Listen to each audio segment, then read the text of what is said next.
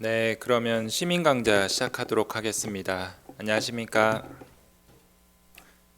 저는 보라병원 순환기내과에 근무하고 있고요. 제 주 전공 분야는 부정맥이 되겠습니다. 그래서 부정맥 분야에 대한 내용을 오늘 주로 말씀드릴 텐데요.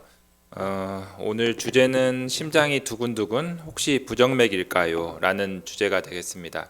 그래서 부정맥에 대한 전반적인 내용을 다룰 건데 부정맥 자체가 상당히 어려운 분야이긴 합니다. 순환기 내과 내에서도 부정맥은 조금 어려운 분야고 또 수련도 많이 해야 되는 분야이기 때문에 같은 의사들 내에서도 소통을 할 때 부정맥에 대한 내용을 얘기하면 좀 어려워하는 부분도 있고 해서 이러한 부분을 일반 시민분들께 잘 설명드리는 게 사실 쉽지는 않은 부분이긴 한데 최대한 쉽게 말씀드리도록 하겠습니다.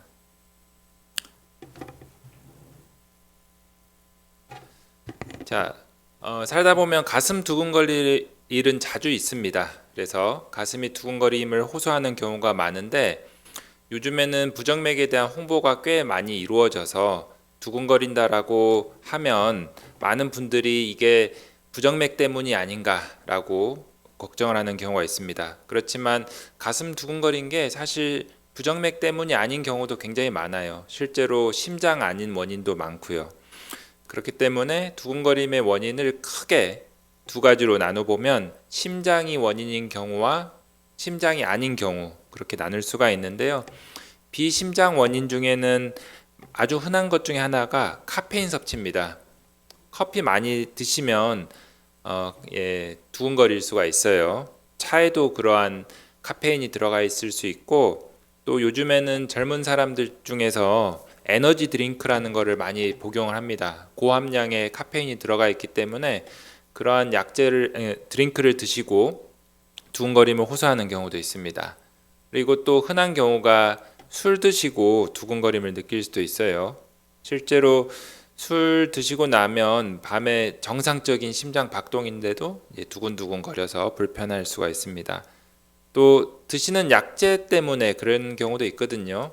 다이어트 약 때문에 그럴 수도 있고 우리가 감기 걸렸을 때 코가 막혀가지고 코 좀 뚫게 해주는 비충혈 제거제라는 약을 사서 드시는 경우가 있는데 이런 약제가 좀 심계항진을 유발할 수 있습니다.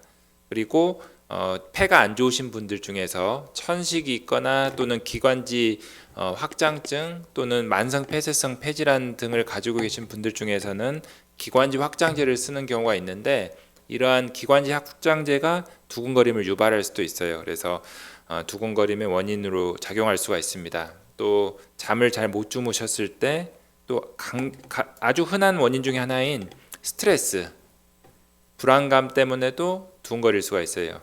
근데 이러한 비심장성 원인일 때는 두근거림을 느끼는 시간대가 주로는 밤 시간대인 경우가 많아요.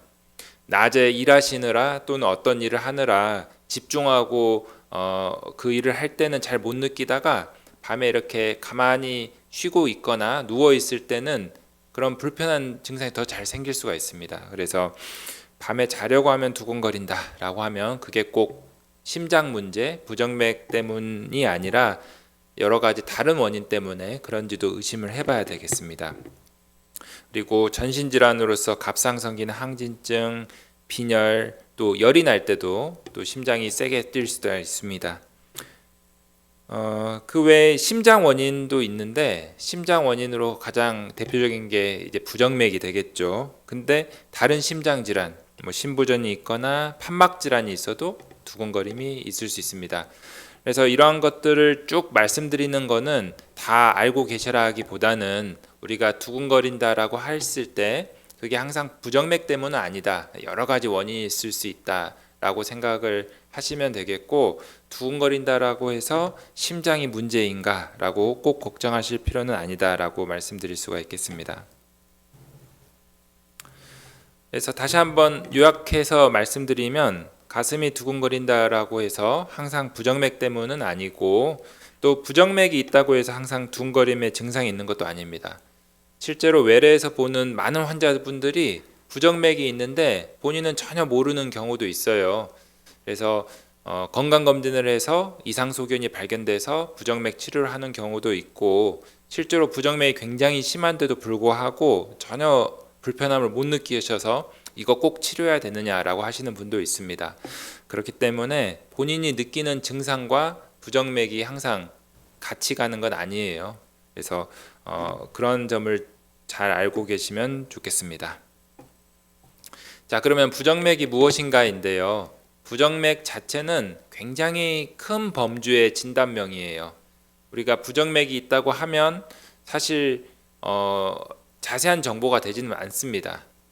지금 여기다 써놨는데 심장의 전기신호 전달에 문제가 생겨 심장 박동이 너무 빠르거나 느리거나 혹은 불규칙한 상태를 우리가 부정맥이라고 하는데, 심장을 어떠한 전자기기라고 생각한다면 그 안에 전자회로가 있을 거 아니에요. 그 회로에 문제가 생겨서 정상적인 속도로 뛰지 않는 것을 다 부정맥이라고 한다 생각하시면 되겠습니다.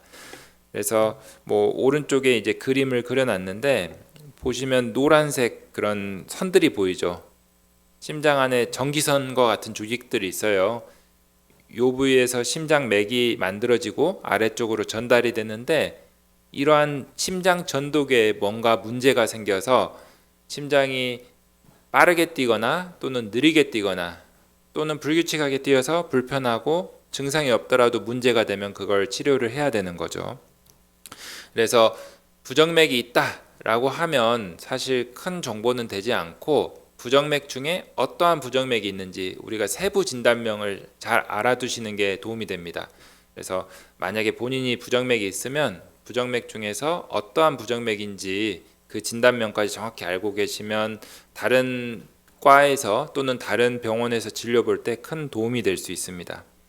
물론 진단명이 조금 어려운 경우가 많아요. 외우기도 쉽지 않고. 그렇지만 한 번씩 그걸 써서 본인 지갑에 넣고 다니시던지 아니면 요즘에 핸드폰에 저장해서 다 가지고 다니시면 많은 도움이 될 수 있습니다. 그래서 실제로 외래에 오신 분들 중에서 건강검진을 받았는데 또는 다른 병원에서 진료를 받는데 부정맥이 있다고 들었다, 그래서 진료를 보러 왔다 그러면 굉장히 걱정을 많이 하시는 경우가 있습니다. 부정맥이 있으면 갑자기 심장 마비가 생기는 거 아니야, 뭐 급사하는 거 아니야, 그런 걱정을 너무 많이 하시는데 부정맥 종류는 굉장히 다양해요.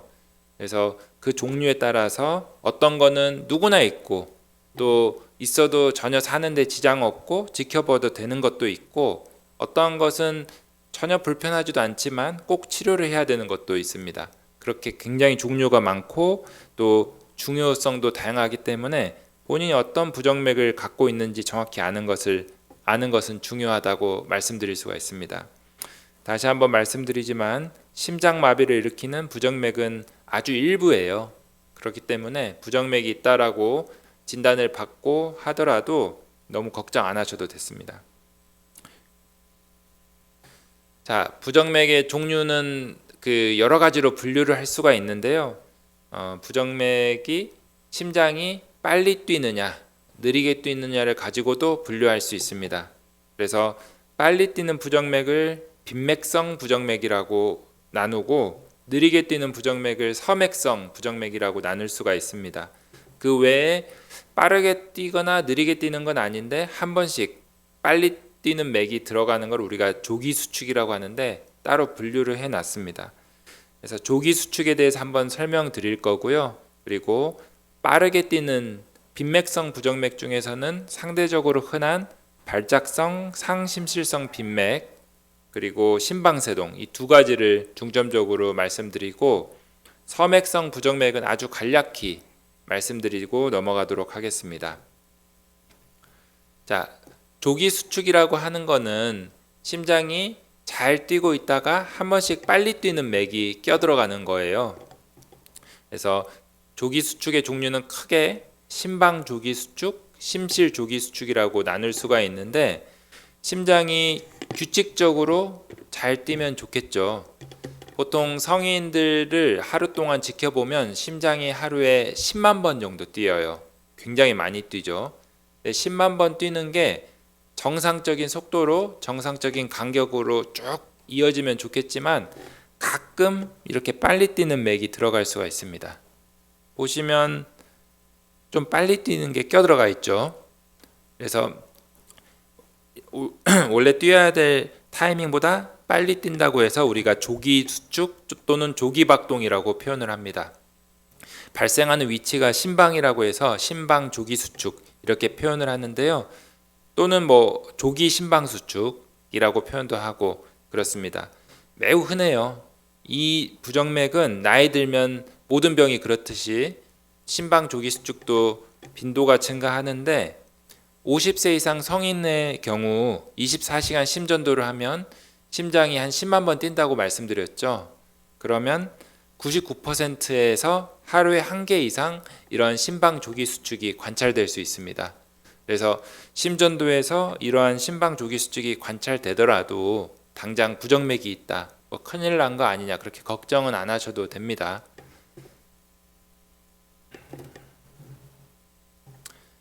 그렇지만 심방 조기 수축이 자주 발생하면 불편하시는 경우가 있어요. 하루에 한 개 정도가 아니라 어떤 분들은 하루에 수백 개, 수천 개 또는 수만 개 생기는 분들이 있어요. 그런 분들은 당연히 좀 불편할 수가 있겠죠. 근데 그런 게 자주 생기는 경우에 카페인, 술, 스트레스 또 수면 장애 때문에 빈도가 증가하는 경우가 흔하거든요. 그래서 그런 경우에는 먼저 술을 많이 드신 분들은 술을 줄이고 또 커피 등 카페인을 많이 섭취하면 카페인을 줄이고 잠을 잘 못 주무시면 어떻게든 잘 주무시려고 노력해서 이러한 생활 습관을 개선해서 발생 빈도도 줄이고 증상도 개선시키는 노력을 먼저 해볼 수 있습니다. 그런데 그러한 노력에도 불구하고 증상 조절이 잘 안 된다. 그러면 이러한 약제를 써볼 수가 있습니다. 약제의 효과는 사람마다 조금 다양하거든요. 어떤 분들은 굉장히 잘 듣고 어떤 분들은 잘 듣지 않는 경우가 있어서 경우에 따라서는 항부정맥제까지 쓰는 경우가 있겠습니다. 그리고 심방 조기 수축이라는 게 하루에 한 개 정도는 99%의 사람에서 생길 수 있다라고 말씀드렸죠. 근데 발생 빈도가 어떤 분들은 유독 많은 분들이 있습니다. 그런 경우에는 증상이 없더라도 주기적인 관찰이 필요해요. 왜냐하면 심방 조기 수축이 많이 생기는 분들을 쭉 살펴보면 장내에 미래의 심방세동이 잘 생길 수 있고 또 뇌경색도 잘 생길 수가 있습니다. 그렇기 때문에 우리가 심전도를 찍었는데 심방 조기 수축이 여러 번 지나간다. 그래서 24시간 심전도 같은 검사를 해보고 그게 또 많이 발생함을 확인하면 증상이 없더라도 주기적인 경과 관찰하면서 이게 더 진행하는지 또는 심방세동 같은 더 나쁜 부정맥이 생기는지를 관찰하고 약물 치료도 필요하면 하고 아주 드물지만 이제 전극도자 절제술이라는 시술을 통해서 없애기도 합니다. 다음으로는 심실 조기 수축입니다. 앞서 말한 심방 조기 수축과 마찬가지로 심장이 뛰어야 될 속도에서 타이밍에서 먼저 뛰는 이런 맥들이 껴들어가는 건데요. 이러한 조기 수축 중에 심실 조기 수축도 역시 흔히 발생할 수 있는 부정맥이고 나이 들면서 빈도가 증가합니다. 그래서 앞서 말씀드린 거하고 비슷하게 24시간 심전도로 하면 성인의 70%에서는 하루 한 개 이상 관찰이 된다라고 말씀드릴 수가 있습니다. 그렇기 때문에 이게 몇 개 관찰되는 거는 큰 병은 아니에요. 그렇지만 많이 발생하고 또 증상이 심하고 하면 앞서 말씀드렸던 심방 조기 수축처럼 치료를 하면 됩니다. 본인이 뭐 카페인이나 술, 스트레스, 수면 장애 등에 뭔가 문제가 있다. 그러면 이런 것들을 먼저 개선시켜 보고 그걸로 충분치 않다. 그러면 약물 치료도 해볼 수가 있겠고요. 심방 조기 수축은 많이 발생하는 분들 중에 일부에서 심방 세동이 생긴다고 했는데 심실 조기 수축은 많이 생기는 분들의 일부에서 심부전이 생길 수가 있어요. 그래서 심장 기능이 떨어져서 숨찬 심부전이 생길 수 있기 때문에 역시 많이 발생했는데 증상이 없더라도 주기적으로 경과 관찰을 하고 필요하면 치료를 할 수도 있고요. 이 심실 조기 수축도 드물지만 고주파 전극도자 절제술이라는 시술을 통해서 제거하기도 합니다. 좀 어렵죠, 내용이. 아무튼 네, 방금까지 말씀드렸던 게 조기 수축이라는 부정맥에 대해서 말씀드렸어요. 굉장히 흔하고 아마 여기 계신 분들 누구나 24시간 심전도 같은 걸 해보면 몇 개씩 관찰될 겁니다.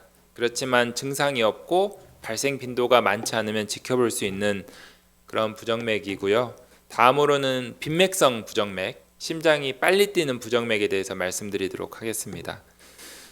상대적으로 흔한 발작성 빈맥성 부정맥 중에서는 발작성 상심실성 빈맥이라고 하는 부정맥이 있어요.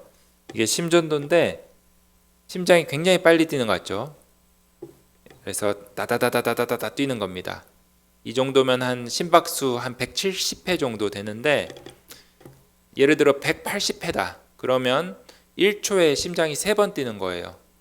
우리가 시계가 똑딱 간다고 하면 그 1초에 심장이 3번 뛰면 정말 빨리 뛰는 거죠.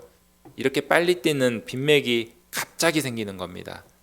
그래서 멀쩡하다가 어느 순간에 심장이 다다다다다 뛰다가 어느 순간에 없어져요. 그래서 갑자기 생겼다가 갑자기 없어진다고 해서 발작성이라고 표현을 하고요.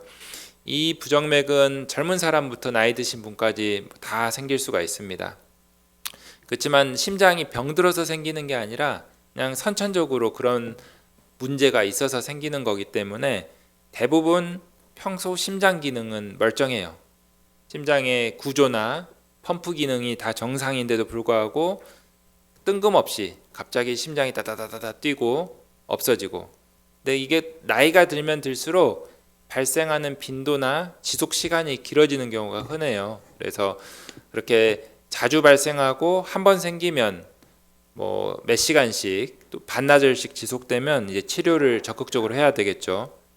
지금 빈맥이 생겨서 힘들다 그러면 응급실에 가야 되겠고, 지금은 괜찮지만 이런 게 자주 생긴다 그러면 앞으로 안 생기도록 약물 치료를 할 수도 있고 고주파 전극도자 절제술을 할 수도 있습니다. 이제 부정맥 발생하는 부위를 지져가지고 완치를 시키는 치료법이거든요. 그렇기 때문에 고주파 전극도자 절제술은 요즘에는 아주 활발하게 하고 있는 상태입니다.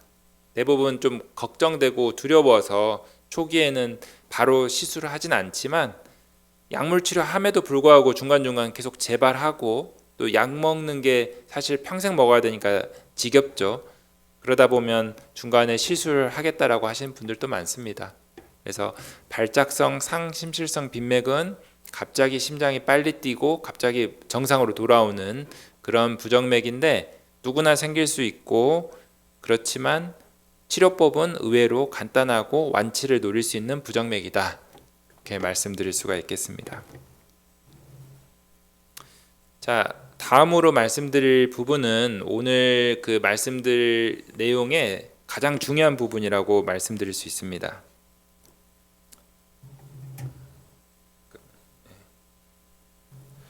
심방세동이란 거는 심방이 불규칙하고 빠르게 뛰는 부정맥을 의미하거든요. 위에 지금 좀 핑크색으로 칠해진 부위가 심장 중에서 심방에 해당되고 아래쪽 그 수축하는 부위가 심실이에요. 심방은 피를 심실로 보내고 심실은 온몸으로 폐로 피를 짜내는 그런 그 장기인데, 심방이 정상적인 수축을 하지 않고 이렇게 떠는 아주 미세하게 두근두근 그러니까 벌렁벌렁 뛰는 이러한 부정맥이 심방세동이라는 부정맥입니다. 그래서 심방이 보시는 것처럼 굉장히 불규칙하고 빠르게 뛰는 게 특징인 부정맥인데, 이 심방세동은 나이가 들면 아주 잘 생기는 부정맥입니다. 그래서 젊으신 분들은 거의 없는데 이제 한 5, 60대가 되면 상당히 생기기 시작해서 점점점 빈도가 높아져요. 그래서 80대 정도만 되면 10명 중에 1명은 이 부정맥이 있다고 생각을 하고 있습니다. 유럽 사람들은 더 많이 생겨서 유럽인들은 평생 살면서 한 번이라도 심방세동이 생길 확률이 3명당 1명 정도까지 생각하고 있어요. 그 정도로 흔한 부정맥입니다. 그래서 이 심방세동은 이제 나도 뭐 생길 수 있다라는 경각심을 가지고 생각하시면 되겠습니다. 그래서 정상적인 심장의 박동은 이렇게 동결절이라는 곳에서 맥박이 만들어져서 동방결절을 통해서 방실결절을 통해서 심실로 이렇게 전달이 되는데, 심방세동 같은 경우는 이 심방의 여러 군데에서 매우 불규칙하고 빠른, 마치 불꽃놀이를 하는 것처럼 무규칙적인 전기 신호가 생깁니다.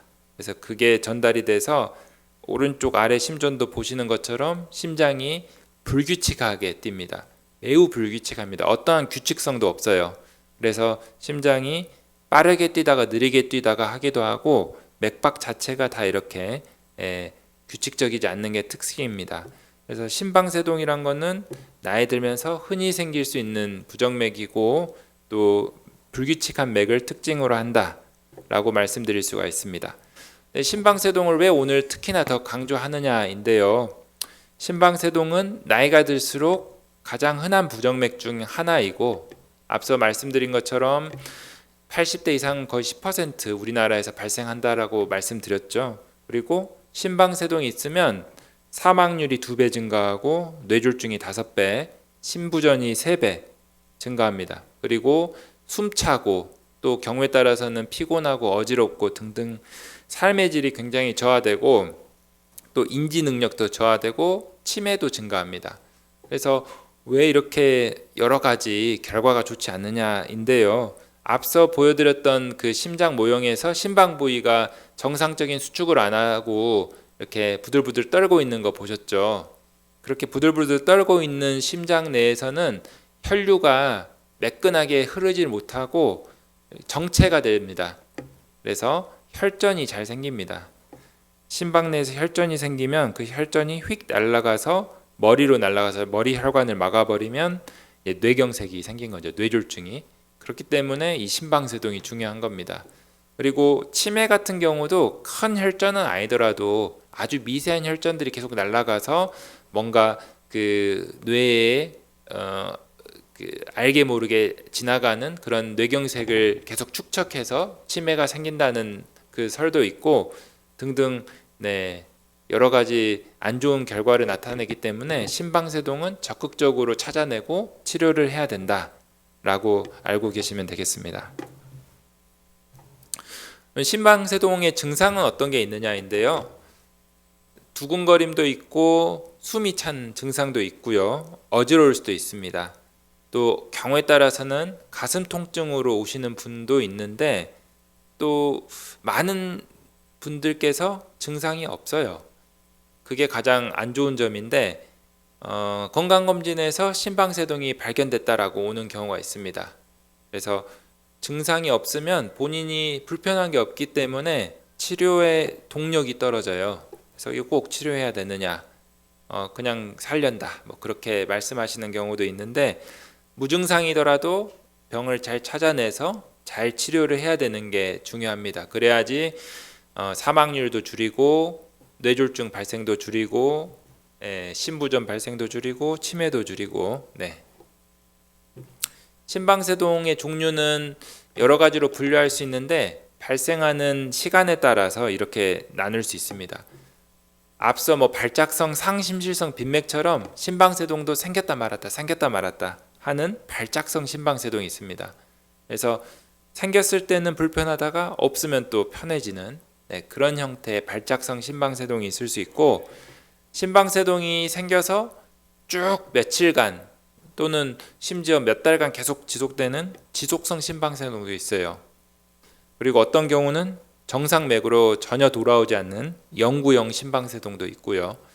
그래서 이러한 지속성 심방세동이나 또는 영구형 심방세동은 계속 심방세동 상태이기 때문에 이 심방세동 상태에 본인이 적응을 해서 불편함을 모르시는 경우가 많습니다.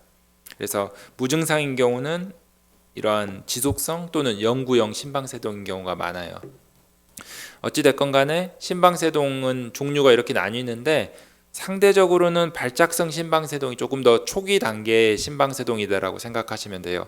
생겼다 말았다 하다가 점점점 생기는 시간이 늘더니 어느 순간에는 계속 심방세동 상태에 있다라고 생각할 수 있고, 처음에는 두근거렸다 말았다 하다가 어느 시점부터는 심방세동이 계속 되면 거기에 적응해서 안 불편해요. 그래서 좋아졌나 보다라고 생각하는 경우도 있는데 그렇진 않다는 겁니다.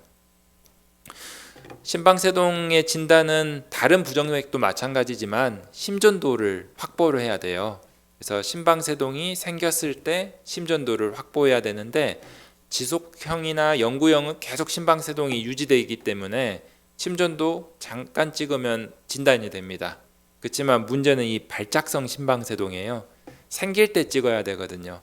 근데 하루에도 여러 번 생기는 분들도 있지만 몇 달에 한 번씩 생기는 분들도 있고 발견이 좀 고약할 수가 있습니다.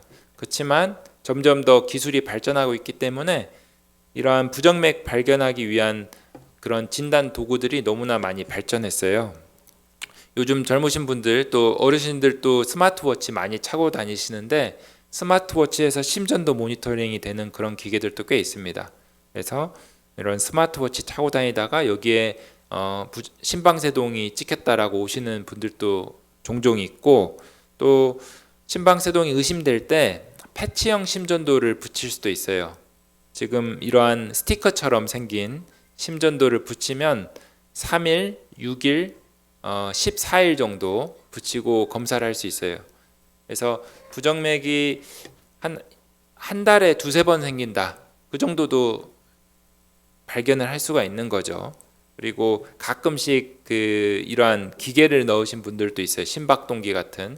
이 심박동기 같은 것들도 심장 내에서 지속적으로 계속해서 부정맥을 모니터링하고 또 기록을 해줄 수 있기 때문에 예전보다는 훨씬 더 심방세동을 포함한 부정맥 진단이 쉬워졌습니다. 그러면 이런 심방세동이 진단되면 어떻게 치료를 할 것이냐인데요. 심방세동은 여러 가지 만성질환과 결이 같습니다. 그래서 나이가 들면 혈압, 당뇨, 이상지질혈증이 생기듯이 동반 질환이 많아지고 나이가 많아지면서 심방세동도 생기기 때문에 같이 다 조절을 잘 해야 됩니다. 심방세동만 조절해서 되는 건 아니기 때문에 혈압, 당뇨, 이상지질혈증 등 동반 질환 열심히 관리하고 또 술 많이 드시면 자제하시고 코골이 심하신 분들도 또 잘 조절을 해야 됩니다. 그리고 또 다음으로 중요한 게 뇌졸중 예방을 해야 돼요. 아까 말씀드린 것처럼 심방세동이 있으면 심방에 혈전이 잘 생기고 그 혈전이 머리로 날아가면 뇌경색이 된다고 말씀드렸죠. 그렇기 때문에 혈전이 안 생기게 하도록 항응고 치료를 해야 됩니다. 피를 물기는 약인데 예전에 아스피린 쓰면 뇌경색 예방된다라고 들어보셨을 텐데 아스피린은 이 심방세동에 대해서는 뇌경색 예방 효과가 없습니다.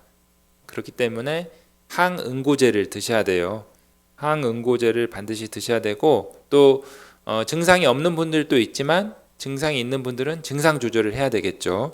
그래서 맥박수를 적절히 조절하고 또 가능하다면 정상맥으로 되돌리는 게 중요하겠습니다. 그리고 일정 기간별로 계속해서 재평가를 해야 되겠죠. 방금 말씀드린 내용 중에서 뇌졸중 예방에 대해서 다시 말씀드리도록 하겠습니다. 그래서 지금 여기 오신 분들 중에서도 이미 심방세동이 있어서 항응고 치료를 하고 계신 분들도 있을 거라고 생각을 하는데요. 항응고제는 심방세동이 있다고 무조건 시작하는 건 아니에요. 뇌졸중 위험을 우리가 계산을 하는데 뇌졸중 위험 점수는 다음과 같이 계산을 합니다.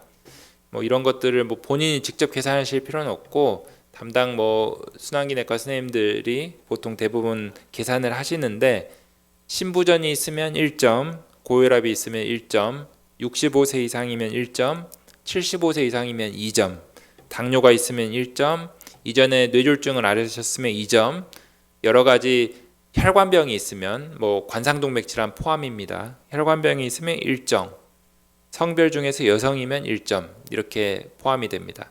최근엔 남녀 차이가 거의 없다고 해서 여성 1점을 계산 거의 안 하기도 합니다. 어찌 됐건 간에 이러한 점수를 계산해서 2점 이상이면 항고 치료를 반드시 해야 되고요. 1점은 하는 게 좋다. 0점은 안 해도 된다입니다. 그렇기 때문에 0점 내기 쉽지 않습니다. 대부분 지금 연세만 75세 이상이시더라도 벌써 2점이 됩니다. 그래서 건강한데 75세 이상이고 심방세동이 있다. 그러면 항응고 치료를 해야 됩니다.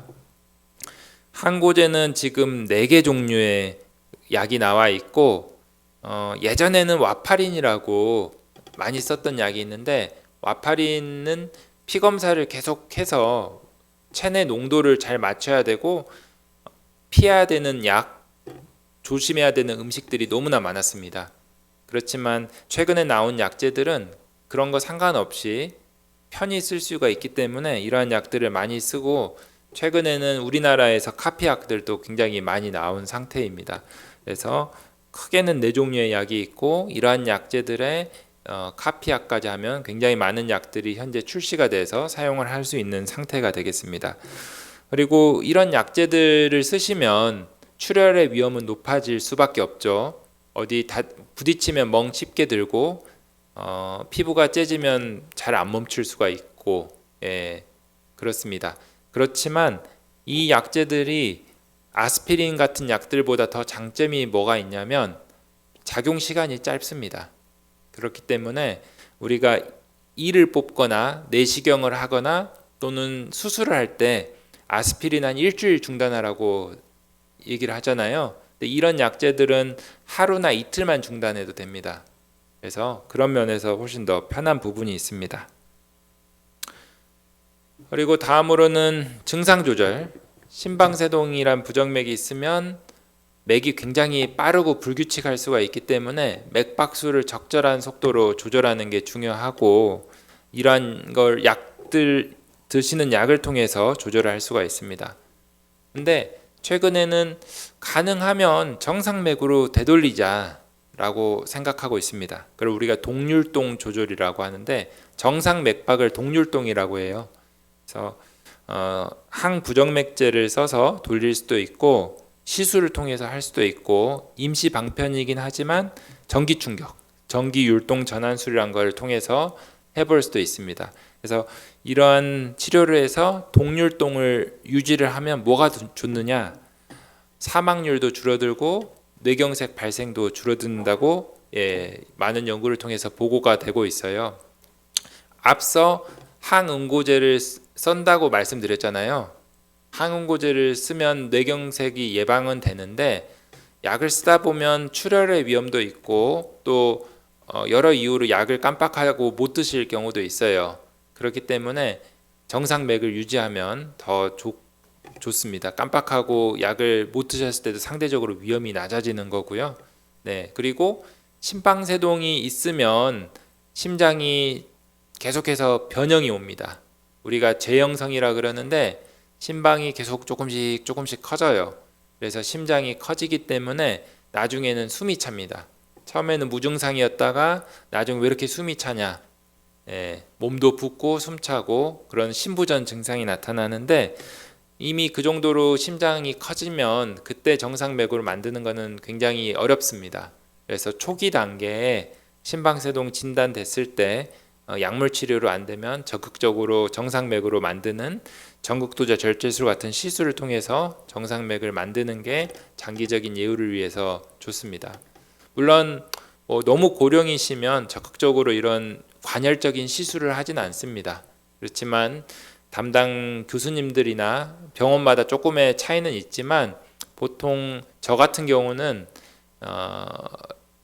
80대는 조금 보수적으로 접근하고 70대 후반까지도 적극적으로 정상맥을 만들려고 노력을 하고 있습니다.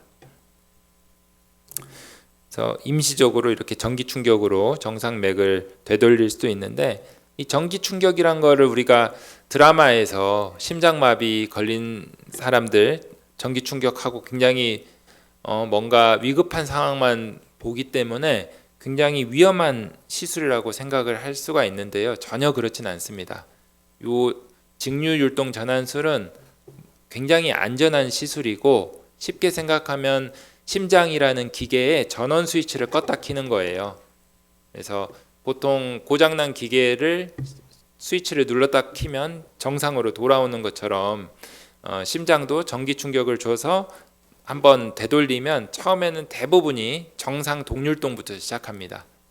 그리고 그거를 얼마나 잘 유지할지는 약으로 유지를 하는 건데, 어떤 분들은 뭐 몇 달, 몇 년씩 약으로 잘 유지가 되시는 분도 있고, 어떤 분들은 몇 시간도 못 버티고 다시 심방세동으로 돌아오기도 해요. 그래서 그런 경우는 돌아오면 이러한 고주파 전극도자 절제술을 하기도 합니다. 그래서 심장 내에 카테터들이 이렇게 들어가서 심방세동이 잘 안 생기도록 지지는 거예요. 보시면 이 빨간 점들 보이죠? 이게 카테터로 지진 거예요. 그래서 심방세동이 안 생기도록 이런 조치를 취하는데, 멀쩡한 심장에 이런 지지는 에너지를 가하면 좀 안 좋지 않을까라고 생각하실 수도 있는데, 지지는 위치들이 심장이 수축하는 위치들이 아니에요. 심장 뒷벽에 혈관으로 이어진 부분들이기 때문에 이렇게 심장이 적극적으로 수축하는 근육 부위를 지지는 것은 최소화하고 있기 때문에 크게 걱정 안 하셔도 됩니다. 자, 이제 심방세동에 대한 내용을 마무리 지었고요. 마지막으로는 섬액성 부정맥을 간단히 말씀드리도록 끝내도록 하겠습니다. 심장이 느리게 뛰는 거를 섬액성 부정맥이라고 하는데, 섬액성 부정맥은 맥을 만들어내는 동결절 또는 동방결절이란 곳이 기능이 부실해져서 맥을 잘 못 만들어내는 동기능 부전 증후군이라는 것이 있고요.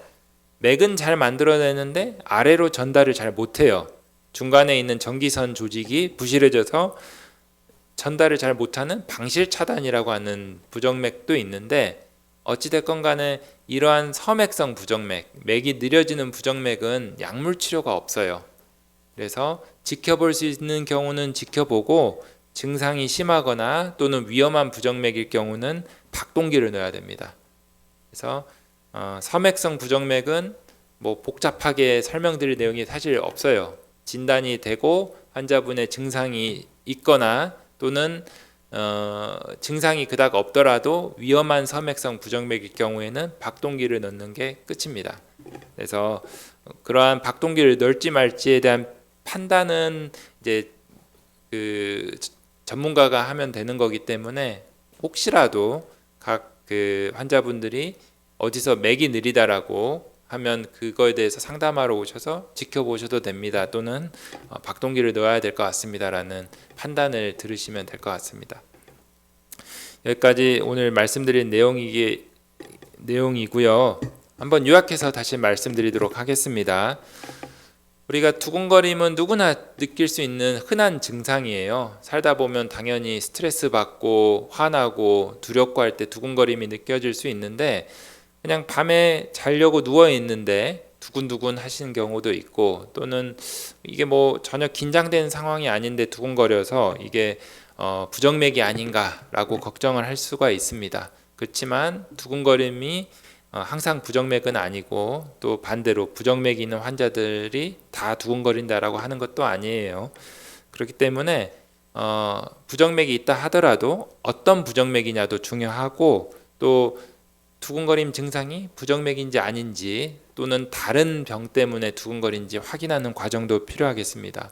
그리고 기본적으로 부정맥은 항상 심전도로 진단하는 병이기 때문에 우리가 증상이 있을 때 심전도 확보하는 게 중요해요. 그렇지만 요즘에는 여러 가지 검사들이 발달하고 간편하게 심전도를 확보할 수가 있어서 예전보다는 훨씬 더 진단이 잘 되고 있습니다.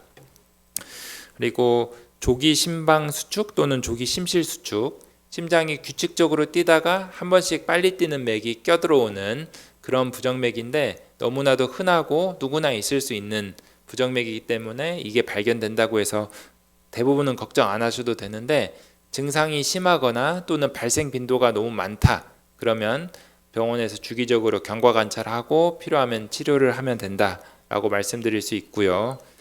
심장이 빨리 뛰는 부정맥은 종류가 많은데, 그 중에서 일단 오늘 말씀드린 게 발작성 상심실성 빈맥, 이거는 심장이 갑자기 빨리 뛰고 또 갑자기 멈추고 그런 부정맥인데, 젊은 사람부터 나이 드신 분까지 누구나 있을 수 있고, 진단되면 약물 치료하든지 시술로 지져버리면 완치가 가능하다. 그리고 가장 중요한 오늘의 강조하고 싶은 부정맥이 심방세동이라는 부정맥인데요.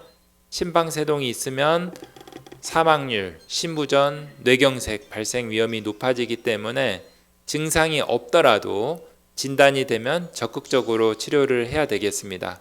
치료에 있어서 중요한 점은 항응고치료, 피를 물키는 치료를 해야 되는 거고, 또 진단된 지 얼마 되지 않았고 또 심장이 변형이 심하지 않은 상태라면 적극적으로 정상맥으로 되돌리는 그런 노력을 하면 되겠습니다.